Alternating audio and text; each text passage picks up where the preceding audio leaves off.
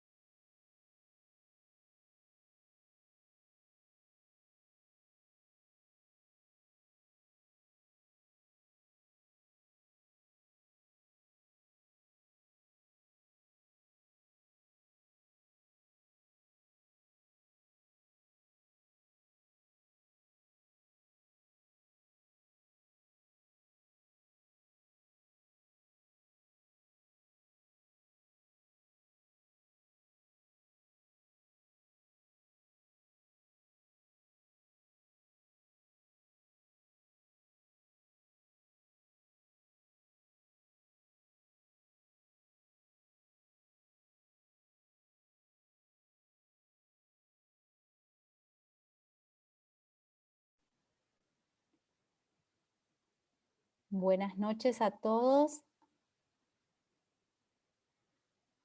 Muchas gracias por estar nuevamente con nosotros en este nuestro segundo día de nuestro coloquio Endos to Endos.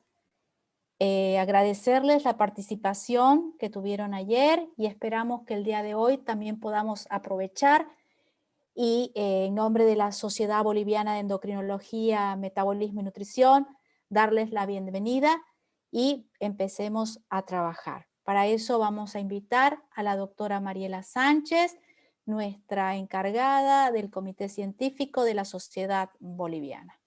Mariela, bienvenida.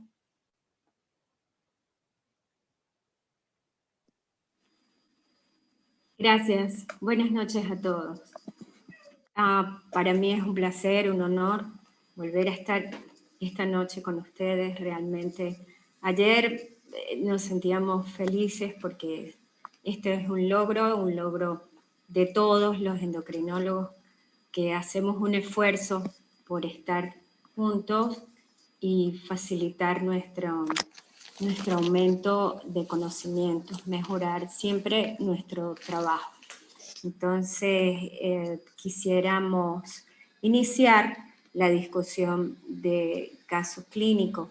En esta lámina voy a recordarles que son 8 módulos y que vamos a hablar de glándula hipoficiaria el día de hoy. Hoy nos toca el complemento de prolactinomas de difícil tratamiento y de secreción inapropiada de hormona antidiurética.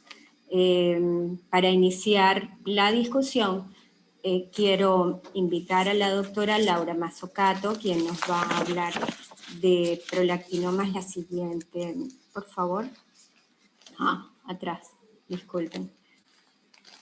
Aprovechando la lámina que se había mostrado anteriormente, pero por favor retroceder. El doctor Durán, Johnny Durán, quedó ayer pendiente para las preguntas que no pudimos hacerle. Él debe estar por conectarse o debe estar conectado y bueno, las preguntas van a quedarse pendientes. atrás una lámina, por favor. Bien. Entonces, iniciamos con la doctora Laura Mazzucato, quien realizó residencia de endocrinología en el Hospital Ramos Mejía de la ciudad de Buenos Aires, en Argentina. La doctora Laura Mazzucato es conocida, pertenece a la Junta Directiva de la Sociedad y actualmente se desempeña como especialista en endocrinología en la Caja Nacional de Salud. Esto lo hace desde hace 16 años. Bienvenida, doctora Laura. Está usted para iniciar. Buenas noches a todos. Vamos a presentar un caso clínico de una paciente de la Caja Nacional de Salud, que la vimos hace 5 años, actualmente tiene 36 años, pero cuando consultó tenía 31 años, derivada por la ginecóloga por presentar hiperprolactinemia. La paciente buscaba embarazo desde hace 2 años, por lo cual consulta a la ginecóloga, presentando amenorrea desde hace 6 meses, galactorrea y cefalea, la cual era leve, y tenía historia de haber tenido ya oligomenorreas desde los 18 años,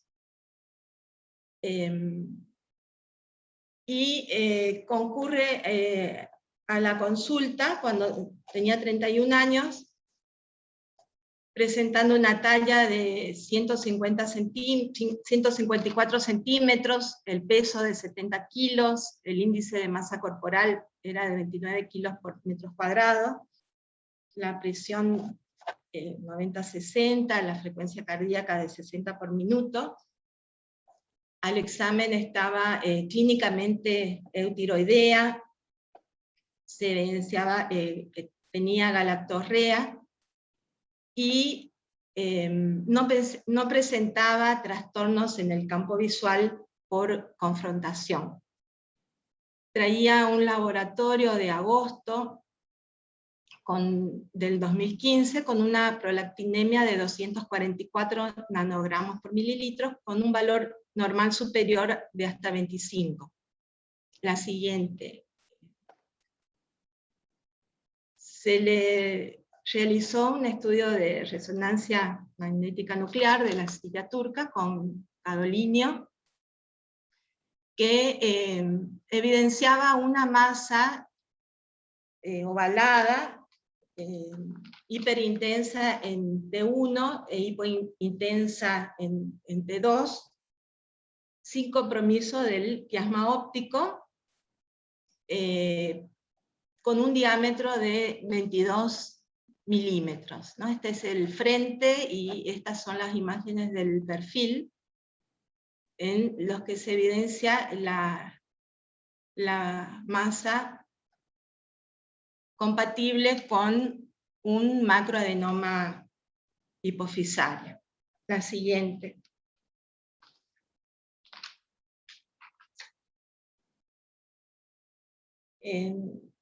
La paciente, bueno, comienza tratamiento, se indica tratamiento con bromocriptina, 1,25 miligramos por día, con aumento cada 3 días de a media tableta, hasta llegar a tomar 3 tabletas de 2,5 miligramos 3 veces por día.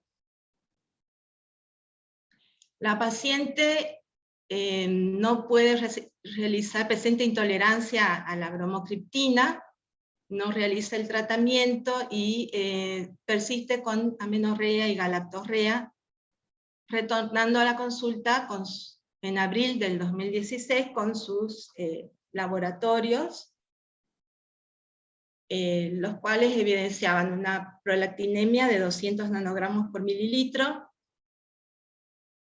la TSH era de 3 0,42, normal. La T4 libre estaba en 0,94 nanogramos por decilitro, dentro de los valores normales. La LH era de 3,59, la FSH de 5, el cortisol basal de 16 microgramos por decilitro, con un valor de 3 a 15. La glucemia, urea, creatinina estaban normales. Se le hizo una prolactinemia con dilución en 1 en 100, que dio de 456 nanogramos por mililitro, confirmándose el diagnóstico de macroprolactinoma. Iniciando tratamiento con cabergolina en dosis de 0,5 miligramos por semana, media tableta 2 veces por semana, que luego se aumenta a 1 miligramos por semana, o sea, una tableta de 0,5 2 veces a la semana. Con lo cual, la paciente normaliza sus ciclos menstruales y normaliza la galactorrea, trayendo laboratorios de controles, no sé si los llegan a ver, con valores normales de prolactina, tanto en junio, bueno, en junio la prolactina todavía estaba levemente aumentada, y en agosto los valores de prolactina ya eran normales. La siguiente. Nuevamente en octubre la paciente regresa a la consulta con una ecografía que confirmaba que estaba con un embarazo de 10 semanas, por lo que se suspende la cabergolina. La paciente no realiza controles durante el embarazo, presentando un parto a los 8 meses con cesárea, con una ruptura prematura de la bolsa, teniendo un recién nacido de 2,8 kilos normal, concurriendo a la consulta un mes después del parto por presentar cefalea. En ese momento se le vuelve a repetir la resonancia magnética nuclear, que ahora vamos a ver las imágenes.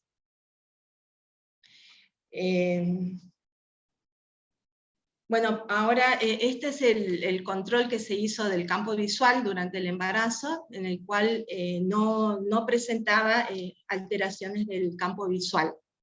No había compromiso de la vía óptica.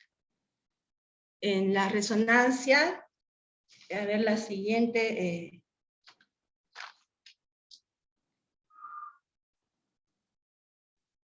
La resonancia, bueno, evidencia la imagen en la que tenía un refuerzo posterior al contraste, en el que se ve la masa expansiva de 19 por 22 por 31 milímetros.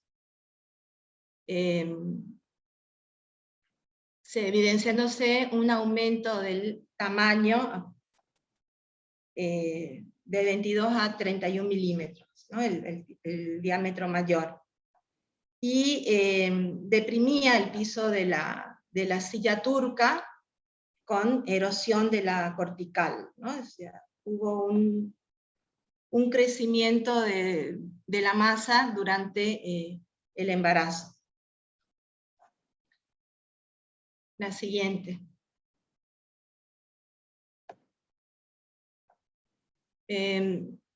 Entonces, la paciente reinicia tratamiento con cabergolina, 0,5 miligramos 2 veces por semana, con mejoría de la cefalea y normalizando los valores, presentando al control valores normales de prolactinemia de 17 nanogramos por mililitro, pero se evidencia una disminución de la T4 libre a 0,65 nanogramos por mililitro, por lo cual inicia tratamiento con levotiroxina.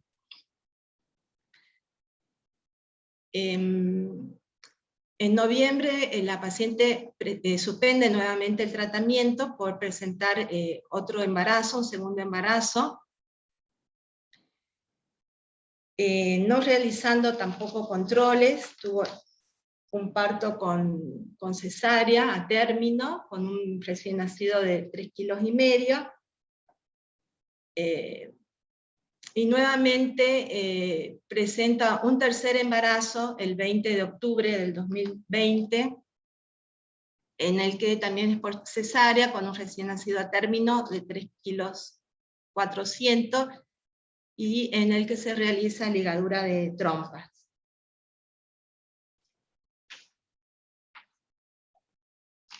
La siguiente, bueno, la resonancia magnética, que se realiza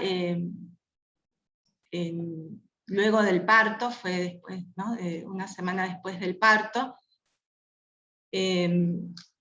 evidencia una silla turca vacía, ¿no? Se ve un ensanchamiento de los diámetros de la silla turca,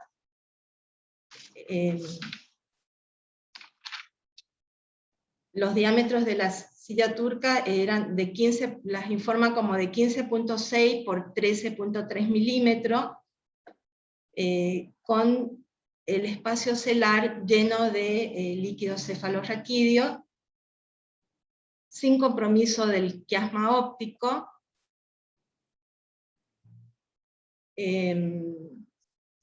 lo que sugiere un aracnoidele celar, o silla turca vacía, ¿no? En el perfil también se ve cómo está, bueno, esa hiperseñal de la neurohipófisis, que estaría en su posición habitual, y el espacio ocupado por el líquido cefalorraquídeo.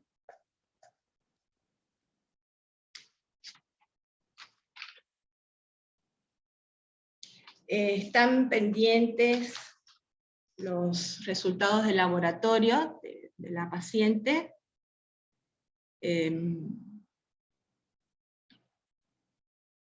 Y quería, bueno, si quiere alguien opinar sobre el caso. Es una paciente que luego de 5 años de diagnóstico, o sea, nunca recibió un tratamiento muy prolongado con los agonistas de la cabergolina. Realiza en el primer año solo 6 meses de tratamiento, tras lo cual se embaraza. Entre los embarazos, ella luego de 3 meses de lactancia reinicia por su cuenta el tratamiento y se embaraza nuevamente. O sea que no llevaría más de un año y medio de tratamiento con el agonista, pero evidenciamos que tuvo una muy buena respuesta. Bueno, aguardamos los resultados que todavía no están para decidir o sea, la conducta de cuánto tiempo de tratamiento, pero o sea, le estamos bajando ya la dosis de la cabergolina. Si tienen algún comentario, me gustaría que opinen.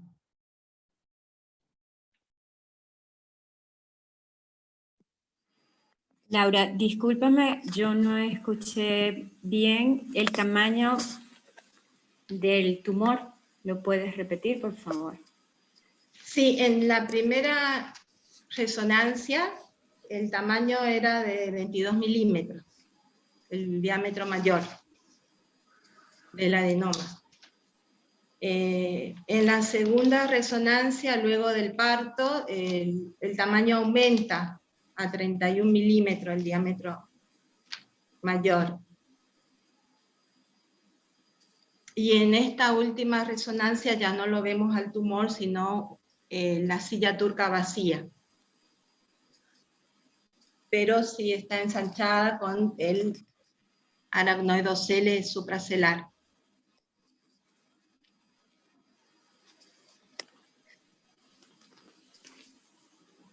¿Y a qué crees tú que se deba el aracnoidocele? ¿Será la debilidad de la membrana por el tumor que era un poquito grande, era de insinuación supracelular? O no sé. Claro, es una herniación del... o sea, el líquido cefalorraquídeo está ocupando donde estaba el tumor. Aparentemente se ha disminuido, ¿no? Se ha achicado. Sí. O sea, en este caso no es o sea, a pesar de la paciente que tuvo 3 embarazos en el transcurso de estos 5 años, y no llegó a tener mucho tiempo de tratamiento, pero es una respuesta bastante favorable, ¿no? Con los agonistas y con una dosis de 1 gramo por semana, ¿no? de cabergolina. Aquí hay otras preguntas. El doctor David Maldonado comenta que le llama la atención el valor de la TSH, que está normal, antes de iniciar la levotiroxina. Y bueno, no sé qué explicación. Yo la interpreté como un hipotiroidismo secundario por el valor de la T4 libre, que estaba en 0,62. Con el valor mínimo de 0,9, ¿no? Para ese método. O sea, si bien la TSH estaba alta, pero la T4 libre estaba muy baja. Sí. Ok, y el mismo doctor David Maldonado dice, en la última resonancia solo se vio la silla turca vacía, pero ya no hay tumor, pregunta. Sí, no lo vemos al tumor. De todas maneras, es importante ver el resultado de los nuevos laboratorios, ¿no? Pero no se evidencia, solamente se evidencia la silla ocupada por líquido cefalorraquídeo, ¿no? Un aracnoidocele celar. Sí. Y si el tumor disminuyó de tamaño, es un microadenoma, a lo mejor pues hay como un aplastamiento, ¿no? de la adenohipófisis que pues se ve desplazada por el líquido cefalorraquídeo y tampoco lo vamos a ver. Sí, no se la ve a la adenohipófisis, pero sí se ve la neurohipófisis en el perfil, que está normal, pero aparentemente la adenohipófisis está aplastada por la herniación, ¿no? de la cisterna supracelular. Y seguramente por ahí esto puede producir un aumento de la prolactinemia al tironear del tallo, ¿no? Hipofisario también. El doctor Durán, Mariela, que el doctor Durán, que está en el tema, si puede hacernos algún comentario. Doctor, ¿puede encender su cámara?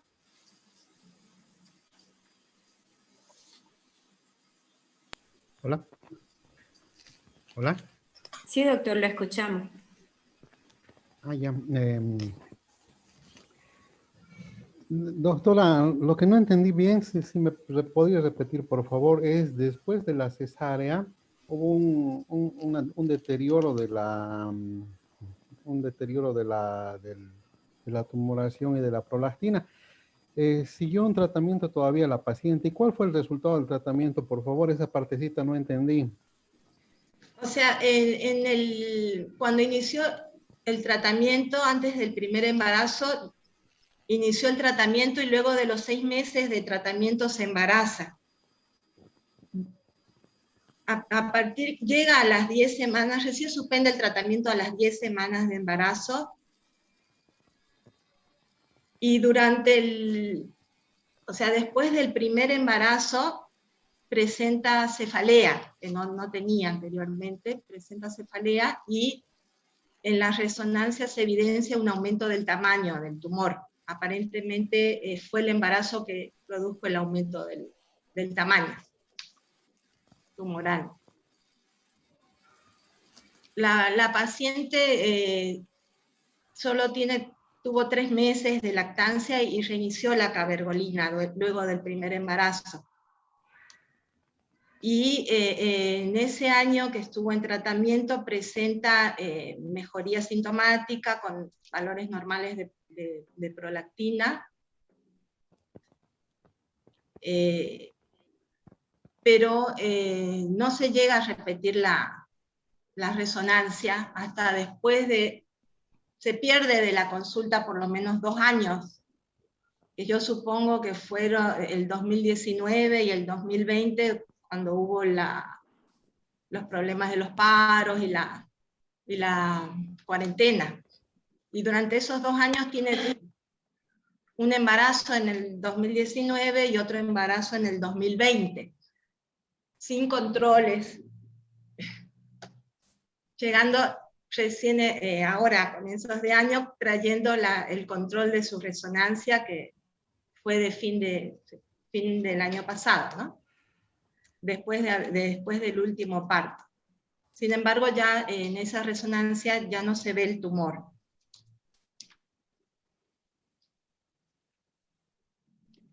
El doctor Monasterio, si no hay más comentarios por parte del doctor Johnny Durán.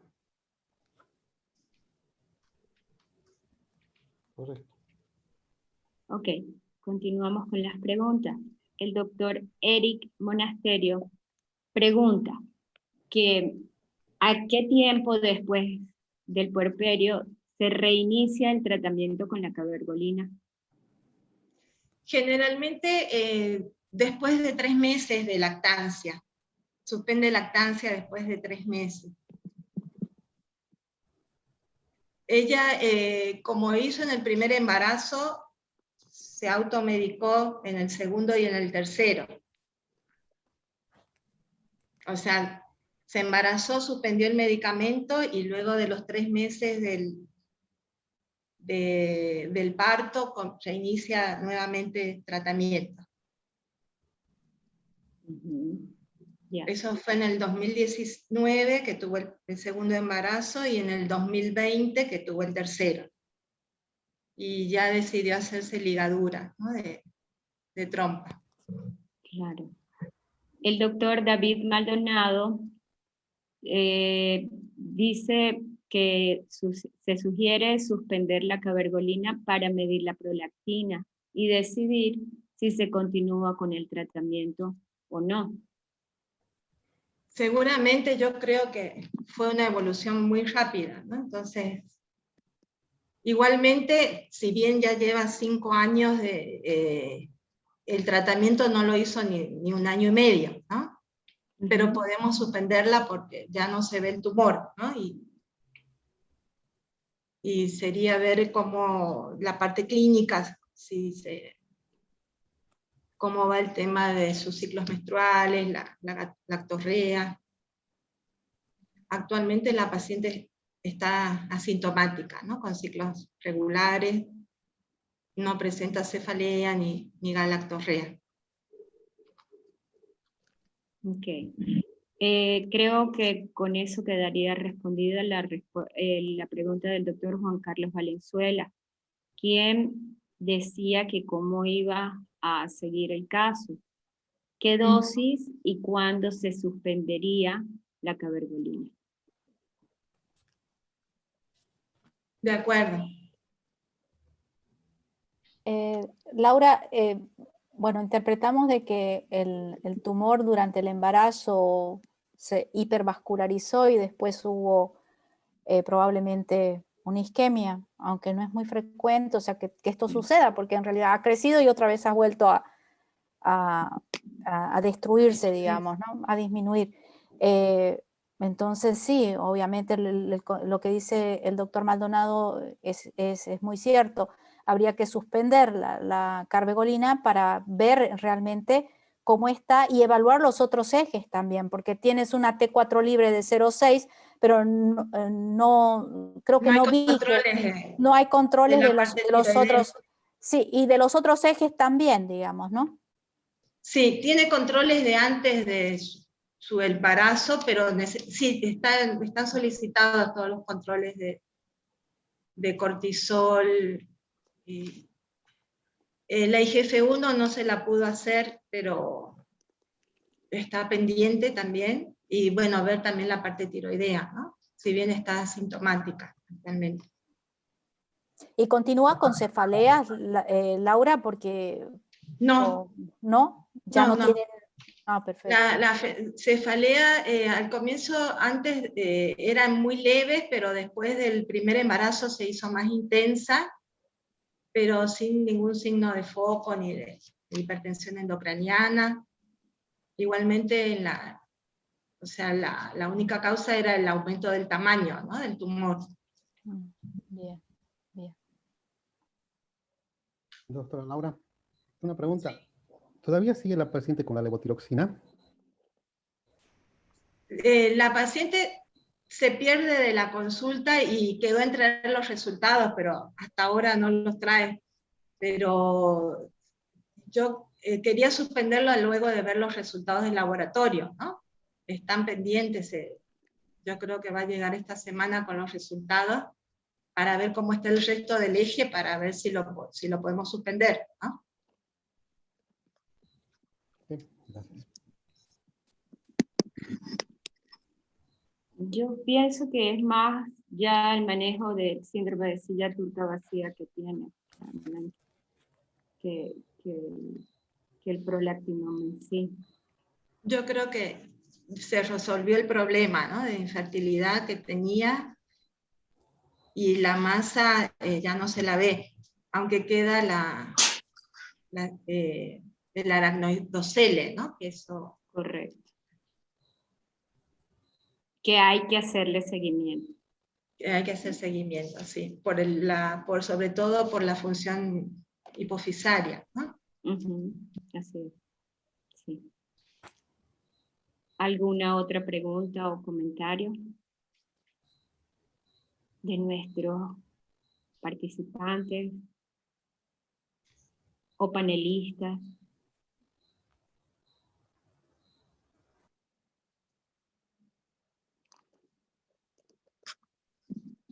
Creo que no hay más.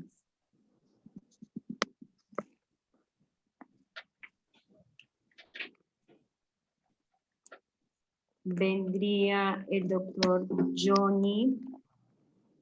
No lo veo conectado, no sé si estoy equivocada. Sí, está equivocada. Sí, estoy Sí, está equivocada. conectada. Sí, está conectada. Perdón. Qué bueno que estoy equivocada. Bueno, entonces hagamos la presentación. Continuamos. Muchísimas gracias, doctora Laura, por su presentación. Muchas gracias. Y por haber invertido su tiempo para ilustrarnos con un ejemplo las conductas y el comportamiento de los prolactinomas. A continuación, pues quiero presentar al doctor Johnny Vargas Llanos, quien es médico internista, es egresado del hospital japonés en la especialidad de endocrinología. El doctor Johnny Vargas nos va a hablar sobre diabetes insípida y quiero además resaltar que la doctora Marilyn Camacho es tutora del doctor en esta ponencia. Doctor, queda usted al mando del micrófono.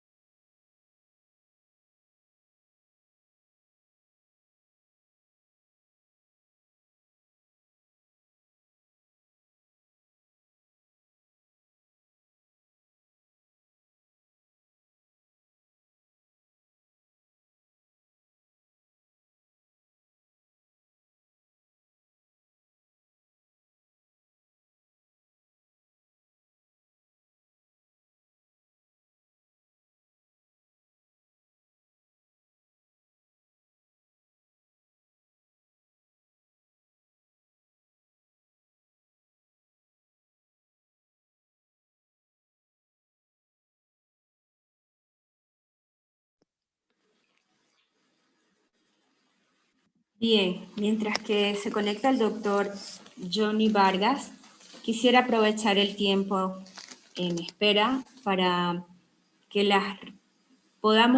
podamos hacer al doctor Johnny Durán las preguntas que estaban pendientes del día de ayer. Yo quisiera,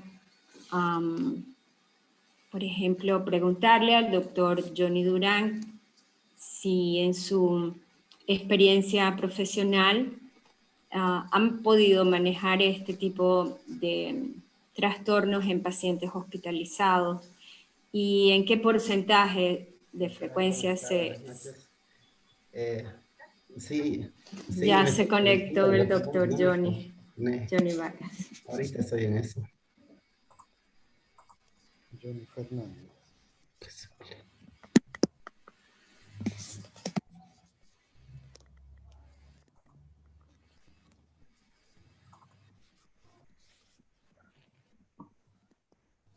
Doctora, mientras se conecta el doctor Vargas, ¿me escucha? Sí, doctor, lo escucho. Sí, de su pregunta, hemos podido ver una cantidad relativamente buena de casos de síndrome de antidiuresis inapropiada, sobre todo de pacientes posoperados del área de neurocirugía. Sobre todo los pacientes que han tenido una hemorragia intracraneana, ¿no? La teoría describe que tendría que ser sobre todo los que han sufrido hemorragia subaracnoidea. También hemos tenido otro tipo de pacientes por tumores,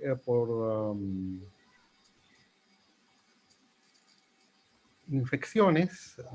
Tuvo un paciente que hizo el síndrome por tuberculosis. Supongo que luego de su tratamiento ya habrá sido revertido. El tratamiento que tenemos al alcance es la solución salina hipertónica, ¿no? Es con eso que se hacen los tratamientos y generalmente han salido bien, o sea, se han logrado lograr los objetivos de tratamiento. Claro está que los objetivos tendrían que mejorarse porque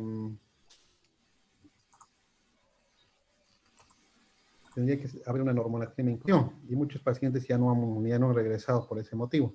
Esa era la respuesta a la pregunta, doctora. Hola, buenas noches. No sé si es que me escuchan. Sí, lo escuchamos muy bien, doctor Vargas. Ya, buenas noches. Se está viendo las diapositivas todo, ¿no? No. No se ve, pero ya compartía. A ver, compartir. Se ve su pantalla, pero no las diapositivas. Ahora sí. Ya. Bueno, ya se ve la pantalla todo. Ya, bueno, tengan todos ustedes muy buenas noches. Antes que nada, agradecer la invitación a este evento y bueno, las disculpas del caso por el tema de conexión. Soy el doctor Johnny Vargas Llanos, endocrinólogo egresado. La doctora Marilyn Camacho Aguilera es mi tutora.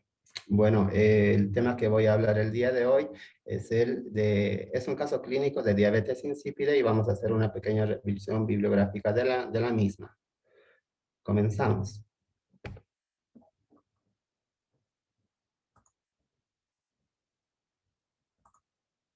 Ya, bueno, en cuanto al caso clínico, tenemos una paciente que nos ingresó el año 2020, por el mes de septiembre. Tiene las iniciales BDP, del sexo femenino, edad 26 años, estado civil casada, ocupación labores de casa, procedencia Santa Cruz, residencia Santa Cruz. En cuanto al motivo de consulta, la paciente nos manifestaba que ella presentaba poliuria, polidipsia, nicturia, pero además ya las últimas semanas calambres, debilidad muscular y alteración del estado de conciencia. Haciendo una anamnesis minuciosa y revisando ya la enfermedad actual, el cuadro clínico de la paciente tenía una evolución de aproximadamente 3 semanas, caracterizado por un cuadro clínico por poliuria más de 10 veces por día, nicturia entre 6 a 7 veces, polidipsia 6 a 7 litros, cefalea occipital de tipo opresivo. el cuadro se hubiese exacerbado 7 días antes de la internación, presentando además parestesias en miembros inferiores, debilidad muscular en miembros inferiores, que progresa hacia la impotencia funcional e imposibilidad para la bipedestación. Ya un día antes para la internación, presenta ya alteración del estado de conciencia. En un primer momento se encuentra lo que es somnolienta, llegando casi al sopor. Motivo por el cual los familiares deciden llevarle una primera oportunidad a un centro de salud, donde posteriormente la refieren a nuestro nosocomio. Dentro de los antecedentes patológicos, según los familiares, referían que la paciente hubiese sido internado ya en 2 oportunidades anteriores por el mismo cuadro. Dentro de los antecedentes no patológicos, bueno, la paciente no tenía un hábito enólico, un hábito tabáquico, no presentaba alergias, tampoco transfusiones de sangre. No tenía antecedentes quirúrgicos, tampoco tenía antecedentes familiares u otros antecedentes de relevancia. En cuanto al examen físico general, al momento de la valoración, la paciente en regular estado general, hemodinámicamente inestable, estado de conciencia somnolienta, soporosa, la piel y mucosas se encontraban deshidratados, el tejido celular en regular cantidad, una distribución adecuada, y lo que llamaba la atención eran los signos vitales. Al ingreso presentaba una presión de 70-40, una frecuencia cardíaca de 105-110 latidos, la respiratoria 18, temperatura 36 grados y la saturación 97. El peso de 63, la talla 1,54, el índice de masa corporal era de 26.5 y el perímetro abdominal de 96. En cuanto al examen físico regional, cabeza normocéfalo, ojos, pupilas isocóricas fotorreactivas, cavidad oral, lengua seca, el cuello cilíndrico, simétrico, la glándula tiroides normopalpable. En tórax, área cardíaca, los ritmos cardíacos rítmicos regulares taquicárdicos, sin soplos, normofonéticos, área pulmonar sin ruidos sobreagregados, el abdomen semigloboso a expensas de tejido celular subcutáneo, normoactivos, no doloroso ni a la palpación profunda ni superficial. En cuanto a las extremidades, el tono se encontraba disminuido, pero el trofismo se encontraba conservado y sin evidencia de edemas. Bueno, la paciente una vez internada se le solicitaron los laboratorios correspondientes, dentro de los cuales el índice en la radiografía de tórax teníamos un índice cardiotorácico normal, no había imágenes patológicas en los pulmones. En cuanto a los de gabinete, tenemos el hemograma con los glóbulos blancos 5.600, neutrófilos 62%, los linfocitos 30%, un hematocrito del 50% con una hemoglobina de 5.8 gramos de decilitro. Esto nos llamaba la atención. En cuanto a la química sanguínea, la urea de 55, la creatinina 1.5, que son valores ya un poco elevados. El sodio, que era de 155 mil equivalentes, igual se encontraba elevado, pero el potasio se encontraba muy bajo, una hipocalemia severa 1.5, el cloro 108, el calcio 10, el fósforo 2.6. En cuanto a las transaminasas, ambas se encontraban dentro de parámetros normales. Por los antecedentes patológicos se solicitó lo que es el examen general de orina, donde, bueno, nos dio la sorpresa, bueno, que tenía una densidad urinaria que era de 1005, se le sacó la osmolaridad urinaria y era de 175 miliosmoles por litro.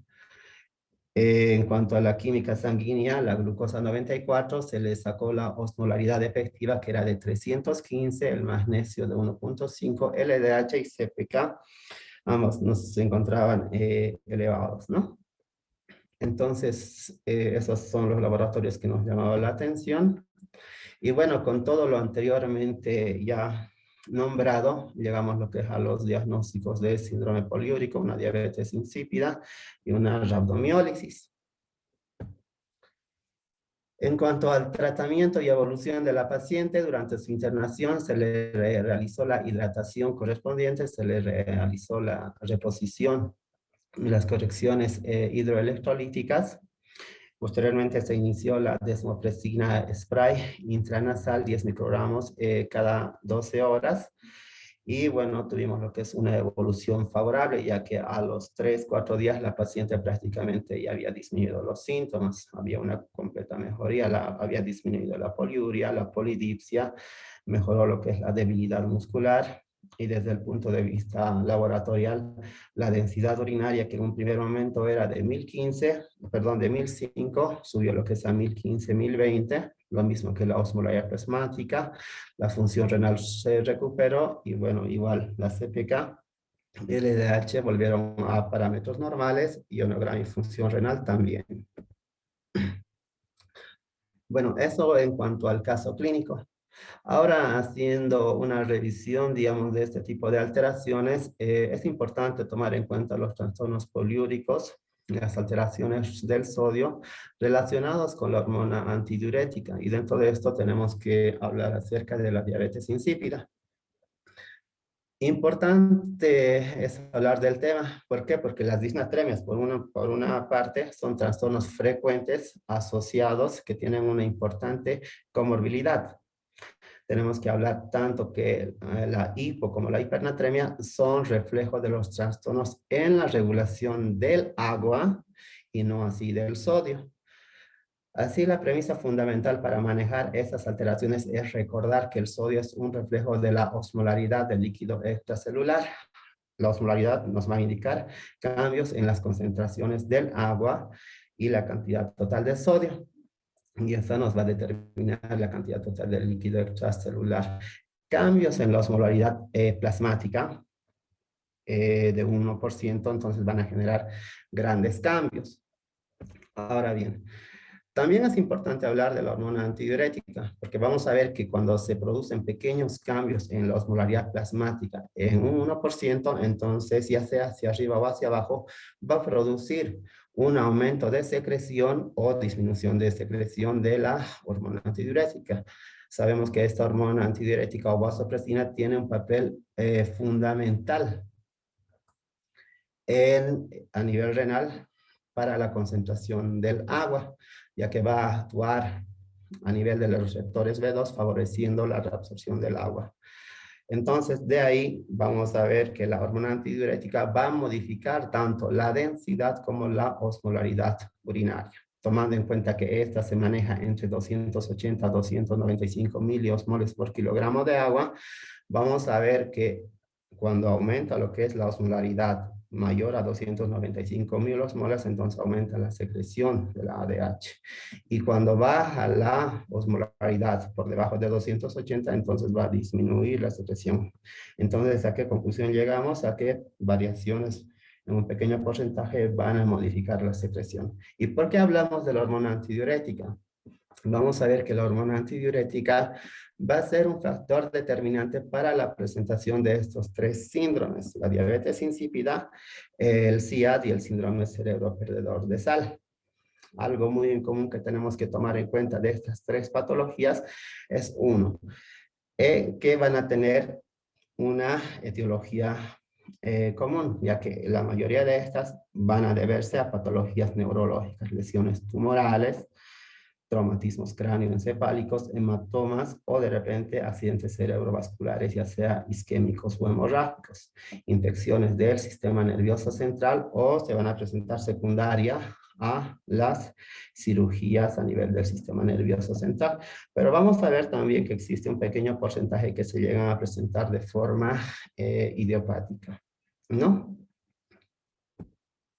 En el caso de la diabetes insípida, vamos a decir que esta no es una patología en sí, en realidad es una condición, es una complicación que se presenta por alteración de la secreción de la hormona antidiurética. Vamos a ver que en la diabetes insípida existe una disminución en la producción de la ADH o una resistencia a la acción de la misma para que funcione a nivel renal. Se va a caracterizar por incapacidad para reabsorber agua. Si es que nosotros hablamos lo que es de la clasificación de la diabetes insípida, si bien anteriormente se clasificaba solo en 2 grupos, actualmente sabemos que esta se va a clasificar en 4 grupos. Un primer grupo que es la diabetes insípida central o neurogénica, que puede ser parcial o total, la diabetes insípida periférica o nefrogénica, que puede ser primaria o secundaria, la polidipsia primaria, que puede ser dipsógena, psicógena, y la diabetes insípida gestacional, que más que todo se va a presentar en el tercer trimestre, y eso por la presencia de vasopresinasas placentarias que van a degradar la hormona antidiurética, ¿no? En cuanto a la etiopatogenia, nosotros acá podemos observar esos cuadros que solo, bueno, no lo vamos a nombrar todos, pero se puede observar que existe una gran cantidad en cuanto a la etiología. En las causas nefrogénicas, ya puede ser congénita o adquirida, o en las de origen central. Eso lo vamos a pasar por el factor tiempo. En cuanto a las manifestaciones clínicas, tenemos que tomar en cuenta que al inicio va a ser agudo, la poliuria, que muchas veces llega a ser grande o llega a ser lo que es muy inmensa, que puede llegar incluso hasta los 15, 20 litros. La polidipsia. La polidipsia va a estar ausente en aquellos pacientes donde va a existir daño del osmostato o aquellos que tengan lo que es compromiso del sistema nervioso central, en aquellos pacientes que se encuentran con asistencia ventilatoria mecánica. En los neuroquirúrgicos es donde no va a presentarse, digamos, esta manifestación.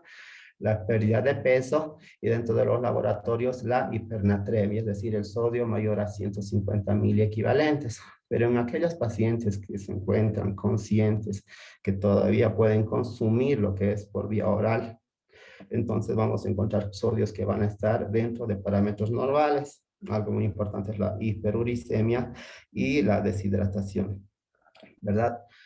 En los casos asociados a la alteración del nivel de conciencia podrían asociarse hipernatremia, deshidratación, estreñimiento, irritabilidad, astenia, incluso convulsiones o muerte. Además, otras alteraciones que podrían derivar de la etiología por la cual se está presentando esta entidad, ¿verdad? Algo muy importante que nos dice la literatura, por ejemplo, que en los casos de diabetes insípida central va a ser un cuadro más agudo, no tanto así en aquellos con diabetes insípida de origen nefrogénica, que va a ser un cuadro más solapado, ¿no? Para realizar lo que es el diagnóstico de la diabetes insípida, es importante tomar en cuenta estas fórmulas que tenemos que recordarlas. Uno, el de la osmolaridad plasmática, pero más que de la osmolaridad plasmática, la osmolaridad efectiva. ¿Por qué? Porque sabemos que el GUN o la urea es un osmol no efectivo. Este va a llegar a atravesar las barreras, no tanto así el sodio y la glucosa, por eso es que se utiliza lo que es siempre la osmolaridad efectiva para medir la osmolaridad plasmática.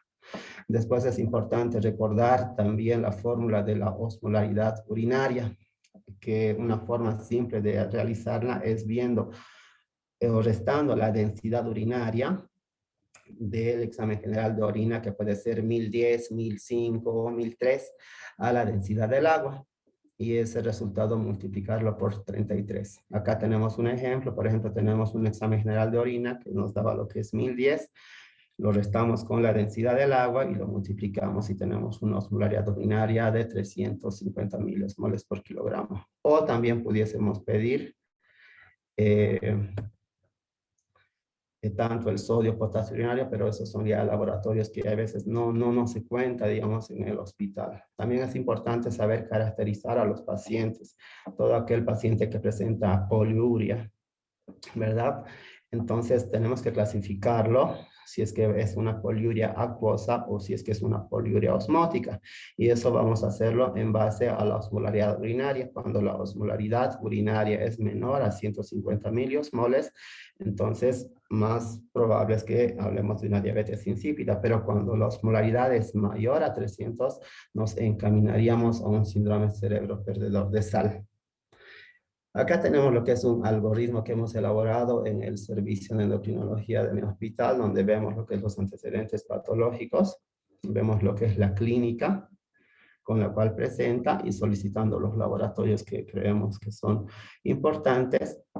Clasificamos el tipo de poliuria y se puede realizar lo que es igual la prueba de deshidratación. o la prueba de Miller, que nos va a medir lo que es la incapacidad del aumento de la osmolaridad de urinaria. En realidad, esta prueba es muy importante incluso para poder discernir si es que hablamos de una diabetes insípida central o periférica. Con todo este algoritmo llegamos a lo que es el diagnóstico de la diabetes insípida en el caso de nuestra paciente, ¿no? En cuanto al diagnóstico, tenemos que 3 objetivos: confirmar la existencia de la diabetes en base a todo lo que anteriormente hablamos. Es importante determinar el origen, y aquí hablamos del test de deshidratación o de Miller. Establecer la etiología específica de la misma. Sabemos que la diabetes insípida en realidad tiene múltiples causas, entonces muchas veces es difícil, digamos, llegar a una causa específica, ¿no? Es importante poder realizar los diagnósticos diferenciales, porque habíamos dicho alteraciones del sodio y, y trastornos poliúricos. Hay que saber diferenciarlos de la diabetes, del síndrome cerebro perdedor de sal y del síndrome de secreción inadecuada de hormona antidiurética. Entonces, en este cuadro vamos a poder observar, por ejemplo, cómo en la diabetes insípida la diuresis está aumentada, lo mismo en el síndrome cerebro perdedor de sal, pero no así en el SIAD. El equilibrio hídrico va a ser negativo en la diabetes insípida y en el cerebro perdedor de sal, pero va a ser positivo en el SIAD. La osmolaridad, la relación entre la osmolaridad urinaria y plasma va a ser menor a 1 en la diabetes insípida, pero mayor a 1 en el síndrome cerebro perdedor de sal y en el SIAD. Y en cuanto a la densidad urinaria, bueno, en la diabetes insípida menor a 1005, y en cambio en el cerebro perdedor de sal y SIAD mayor a 1010, y obviamente en las concentraciones de sodio. Algo muy importante también que puede ayudarnos en el momento de realizar el diagnóstico diferencial es realizar la prueba terapéutica con solución salina. Cuando nosotros no sabemos diferenciar entre diabetes insípida y cerebro perdedor de sal, porque ambos presentan poliuria, hacemos la prueba terapéutica, administramos 500 ml de solución fisiológica. Posteriormente de eso vamos a medir lo que es el sodio plasmático. Y si vemos que existe un aumento en la concentración del sodio plasmático, entonces nos encaminaríamos a un síndrome cerebro perdedor de sal. Y eso no va a pasar en la diabetes insípida, ¿no?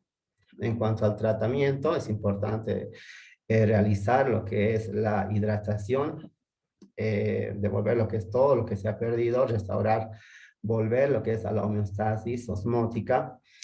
Y el punto central del tratamiento sería dar lo que es la desmopresina, que es un análogo sintético de la vasopresina, que va a tener el mismo efecto de la hormona. Esta puede administrarse por diferentes vías. La que nosotros llegamos a utilizar es la vía intranasal, entre 10 a 20 microgramos, 1 o 2 veces al día, eso viendo la respuesta del paciente. Esa también puede encontrarse en comprimidos 0,102 miligramos, o también puede encontrarse de forma endovenosa. Bueno, actualmente nosotros chocamos lo que es con este medicamento, ya que tuvimos muchos casos de diabetes insípida y lamentablemente no pudimos conseguir ni siquiera el spray, ni por vía oral, y tampoco lo que es la endovenosa, porque no hay. Y eso preguntamos en La Paz, Cochabamba, Santa Cruz, entonces estamos un poco cortos en cuanto a este tratamiento. También se pudiese utilizar lo que es la clorpropamida, que sabemos que es un antidiabético oral, dosis inicial de 100 miligramos día, que se va incrementando en función de la diuresis, en función de la respuesta, 250 a 300 miligramos días. Y también se ha llegado a utilizar lo que es la carbamazepina. Esto incluso hasta 1000, hasta 1200 miligramos. En la experiencia que tengo, no hemos tenido lo que es mucha respuesta con la carbamazepina, ¿no? En cuanto a la diabetes insípida nefrogénica, el tratamiento de la diabetes insípida, se utiliza las tiazidas o indometacina asociado a restricción hídrica. La administración de desmopresina requiere de la utilización de dosis muy altas en realidad para esa forma, ¿no? Y bueno, con eso concluiríamos lo que es el caso clínico y la revisión de la patología.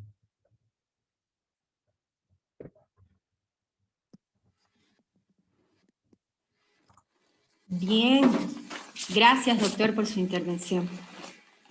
A continuación queremos invitar a los participantes a realizar las preguntas.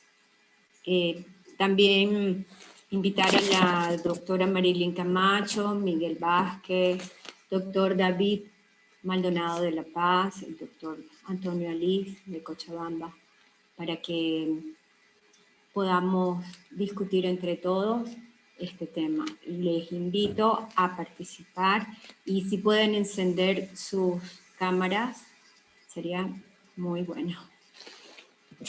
Iniciamos nuestra discusión y las preguntas.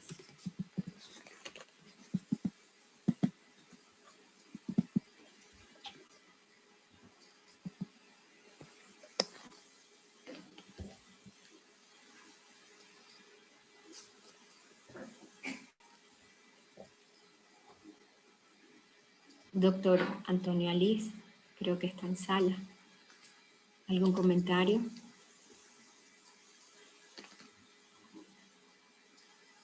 Doctora Marilyn Camacho.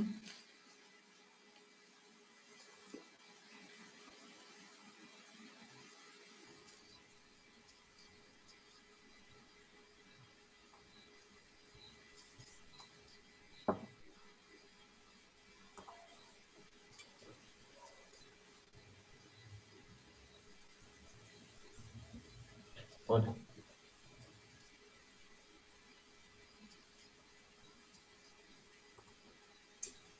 Hola, buenas tardes.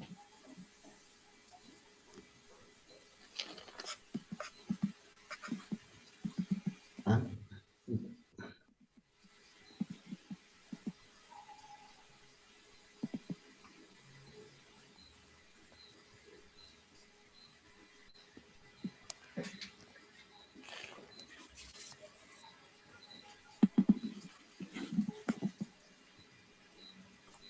Doctor Durán, ¿tiene algún comentario? Una pregunta. El diagnóstico etiológico, ¿nos lo puede repetir, por favor?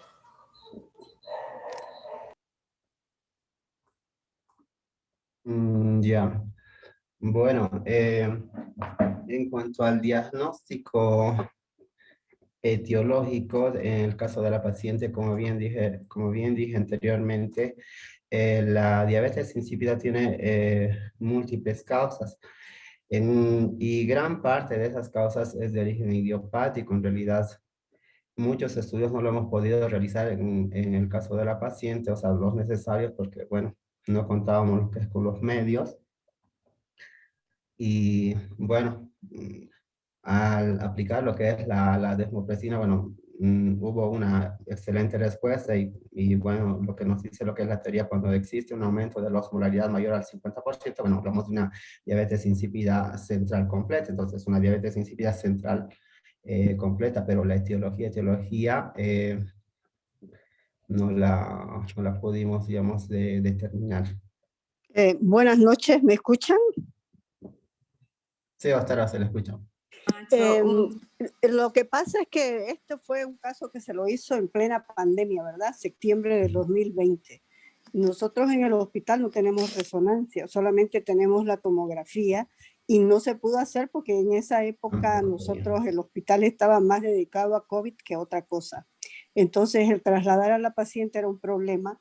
No hay ningún antecedente en esta paciente, entonces lo que consideramos nosotros, y aparte de que la paciente se nos ha perdido, aunque lo último que hemos sabido de ella es que sigue usando la desmopresina porque se la están mandando desde España, pero tampoco estamos haciendo la consulta en el hospital. Entonces el seguimiento de nuestros pacientes por consulta externa prácticamente no se lo está haciendo porque está muy reducida.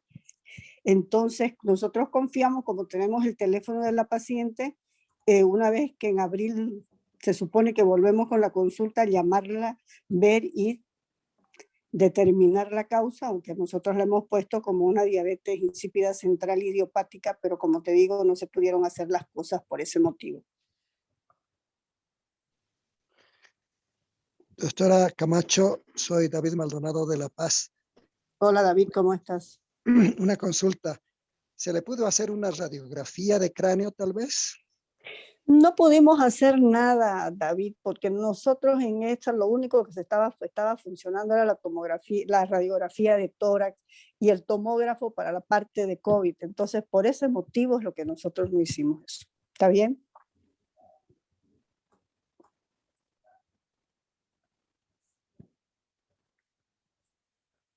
Bueno, además que esas fechas no había tampoco tomógrafo, ¿no? Exactamente, estábamos... El doctor Rodrigo Espinosa dice o pregunta, ¿cuál es la importancia del HT como criterio diagnóstico y de respuesta al tratamiento?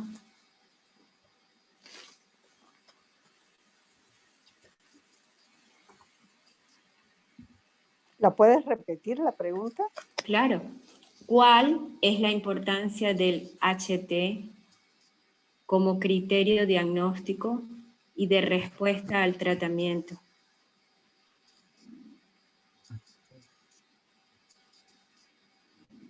Ah, ya, de más. Ya. Bueno, cuando nosotros hablamos lo que es de criterios diagnósticos, si es que vieron lo que es el algoritmo diagnóstico, sabemos, digamos, que cuando existe un estado de deshidratación va a haber un aumento, va a haber una hemoconcentración, en realidad aumenta lo que es el hematocrito, pero no está, digamos, como criterio así principal el hematocrito para realizar lo que es el diagnóstico. Sabemos que sí se va a elevar, pero como criterio, así como criterio diagnóstico no se encuentra. Te hagan lo que es de la osmolaridad plasmática, sodio, la concentración de la urea, alteración de la función renal, por ejemplo, disminución de la osmolaridad urinaria, eso, y incluso de la concentración de sodio urinario, pero así como hematocrito, no. Sabemos que sí se va a elevar y en el caso de la paciente, bueno, estaba lo que es hemoconcentrada por la deshidratación y está elevada, ¿no? No sé si es que me quiere complementar, doctor. Está bien. El doctor Miguel y el doctor Alice, ¿quieren comentar algo?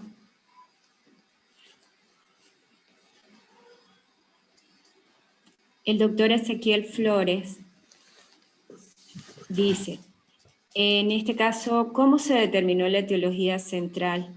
¿Se hizo un perfil hipofisiario completo o se tuvo clínica de algún compromiso de otro eje hormonal? Ya. No se hicieron los estudios. Nosotros en el hospital japonés solamente tenemos perfil tiroideo en este momento que se hace, nada más. Nuestra paciente no era una paciente de muchos recursos. De todas maneras, clínicamente no había ningún otro eje afectado. Pero como te digo, nosotros tenemos pendiente. La paciente llegó en tan mal estado que nosotros lo que nos dedicamos fue a tratarla clínicamente y digamos que por descarte nosotros hemos llegado a ese diagnóstico. Pero nosotros tenemos pendiente cosas con ella porque, como te digo, nosotros no estamos haciendo consulta externa en el hospital casi todo el año 2020 por la pandemia.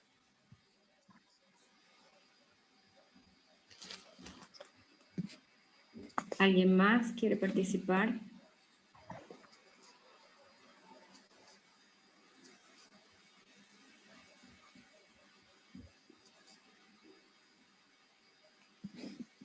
Bueno, creo que no hay más comentarios. Queremos darle las gracias a nuestros participantes de hoy, la doctora Laura Mazzucato, el doctor Johnny Vargas, a la doctora Marilyn Camacho, a todos los que están allí hoy y bueno, invitarlos para el próximo mes para que volvamos a estar juntos enriqueciéndonos sobre endocrinología. Les pasaremos la invitación oportunamente. Para el próximo mes vamos a hablar de hiperparatiroidismo. Tenemos también invitados nacionales e internacionales, discusión de casos clínicos, presentación, repito, por si acaso alguien tiene alguna duda y quiere participar con algún caso clínico de podemos usar también este espacio para hacerlo. Yo quiero agradecer a Johnny. Johnny estaba en el aeropuerto para llegar, está en La Paz para venir acá a Santa Cruz, así que las cosas como que se han hecho un poco, más bien su vuelo se retrasó, entonces tuvo que volver al hotel y está desde su hotel en esta charla. Así que gracias, Johnny, por la presentación. Muy bien. Agradecer realmente a todos. ¿Se escucha? Sí, Sí, o sea, perfecto. ¿El video no se ve, no? Se ve. Ah, Te no, vemos, Lucía, yo no, te yo no, vemos. no veo a nadie. Vemos, Lucía. Sí, no sé qué pasó.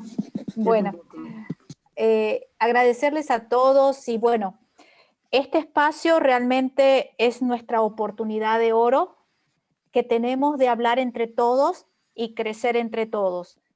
Ha sido muy grato el poder haber estado hoy, ayer y hoy tratando estos temas que difícilmente tenemos ese tiempo para poder intercambiar opiniones. Probablemente vamos a ir trabajando en la medida que vaya avanzando y vamos a ir tocando otros temas.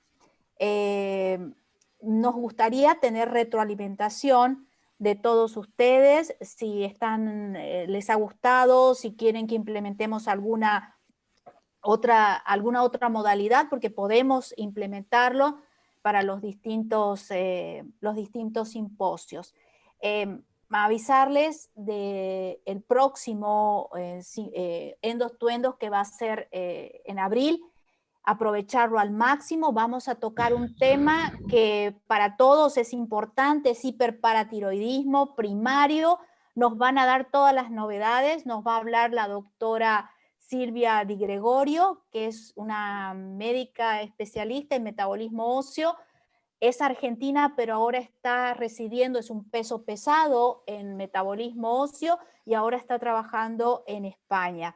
Ella accedió a participar con nosotros. Vamos a hacer casos clínicos también, está dispuesta y encantada a trabajar con nosotros, y también vamos a tener invitada una bioquímica que nos va a hablar acerca del laboratorio de la paratohormona en el diagnóstico del hiperpara. Entonces tenemos dos temas grandes, importantes para todos y bueno, enriquecerse con estos coloquios y poder participar. Están invitados todos y cada uno. Si alguien, como dijo la doctora Sánchez, si alguien tiene algún caso clínico justo de hiperpara que no sepa qué hacer o que esté con dudas en el tratamiento, será la oportunidad, la vamos a tener a la doctora con nosotros y nos puede ayudar a dilucidar algunas dificultades que tengamos. Bueno, muy bien, muchas gracias a todos. Gracias, doctora Sánchez, por coordinar toda esta actividad y bueno, despedirnos hasta el 20 de abril. 20 a de esta abril. misma hora, Sí, a las 7:30. Y gracias al Laboratorio INTI por prestarnos la plataforma y colaborar con todos nosotros, como siempre lo hacen. Gracias a ustedes. Gracias a ustedes, doctora. Muy Que bien. tengan todos feliz noche. Gracias. Que tengan buena noche. Buenas noches a todos. Buenas noches a todos. Buenas noches. Buenas noches. Buenas noches, hasta luego. Gracias. Hasta luego. Gracias, Johnny. Gracias, Lucía. Felicitaciones. Gracias, David, por participar. Muy bien. Gracias. Laura, gracias. Hola. Ezequiel.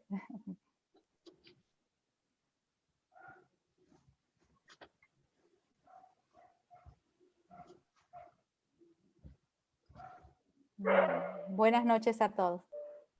Hasta luego. Hasta otra invitación.